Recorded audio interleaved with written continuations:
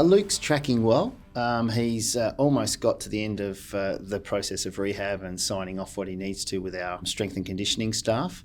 We'll make that call later in the week, and that'll be a balanced decision with the feedback that Luke gives us after completing those sessions.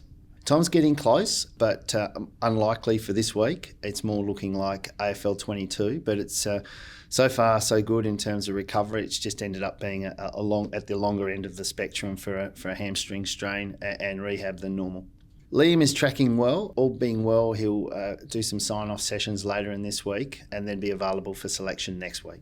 Yeah, Tim, it was just a laceration to the knee, which has been sorted with our docs, and Tim's going to have a lighter week, but will still main train and he'll be available to play. Luke's tracking well from a hamstring strain.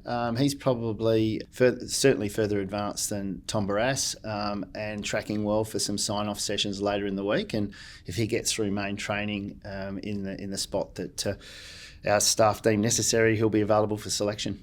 Yeah, Bailey has had a couple of weeks with a grizzly ankle, which we've just been dealing with. So we thought, on the basis of the advice from the doctor, give him the week off, freshen him up, and hopefully he'll be available to play. We've got a bye at Waffle this week with the quarantine arrangement, and hopefully he'll be available the following week for selection. Yeah, Willie was a sort of a plain vanilla type hamstring injury a few weeks back now, which he's trained really well from a rehab perspective, but it was all part and parcel with his build and mini pre-season. So he's on track to play some game minutes later in the year in a couple of weeks' time now. Jermaine's tracking ahead of schedule, actually. We thought it was potentially not until after the home and away series, but if he keeps tracking the way he has been, he's some chance for selection next week, if not AFL 23.